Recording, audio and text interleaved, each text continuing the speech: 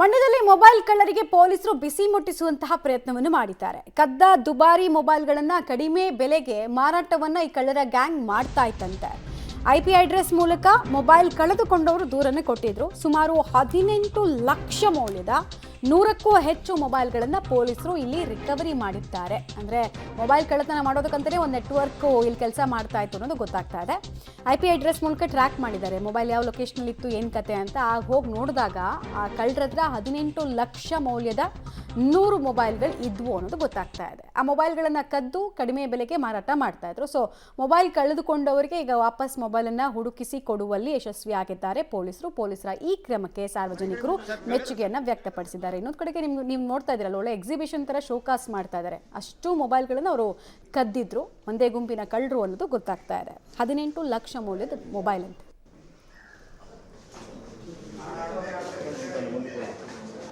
ನಾವು 28ನೇ ತಾರೀಕಲ್ಲಿ mobile ಕಳೆದಾಗಿತ್ತು sir. Purse ಇತ್ತು, ಪರ್ಸಲ್ಲಿ 2 phone ಇದ್ದು ಸರ್. ಒಂದು ಆಫೀಸ್ ಫೋನ್ ಇತ್ತು, ಒಂದು ಪರ್ಸ್ನಲ್ ಫೋನ್ ಇತ್ತು.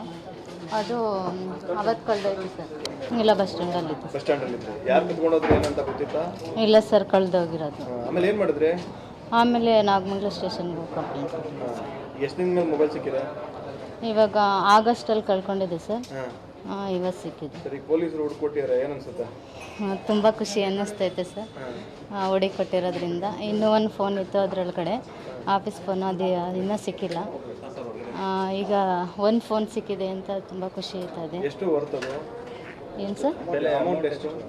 ಅದು 13,000 ಸರ್. ಸಾಕಷ್ಟು ಮೊಬೈಲ್ಗಳು ಕಳ್ಳತನವಾದ ಬಗ್ಗೆ CEIR ಅಂತೇಳಿ ಒಂದು ಪೋರ್ಟಲ್ನಲ್ಲಿ ಸಾಕಷ್ಟು ಕಂಪ್ಲೇಂಟ್ಗಳು ದಾಖಲಾಗಿದ್ದವು.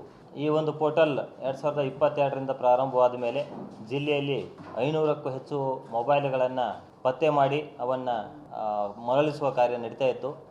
ಇತ್ತೀಚಿನ ದಿನಗಳಲ್ಲಿ ಒಟ್ಟು 100ಕ್ಕಿಂತ ಹೆಚ್ಚು ಮೊಬೈಲ್ಗಳನ್ನು ನಮ್ಮ ಸೈಬರ್ ಕ್ರೈಮ್ ಪೊಲೀಸ್ ಸ್ಟೇಷನ್ ಏನಿದೆ, ಸಣ್ಣ ಪೊಲೀಸ್ ಸ್ಟೇಷನ್ ಅಂತೇಳಿ, ಈ ಪೊಲೀಸ್ ಠಾಣೆಯವರು ಪತ್ತೆ ಮಾಡಿ ಅವನ್ನು ಸಂಬಂಧಪಟ್ಟವರಿಗೆ ಮರಳಿಸುವ ಒಂದು ಕೆಲಸವನ್ನು ಮಾಡಿದ್ದಾರೆ.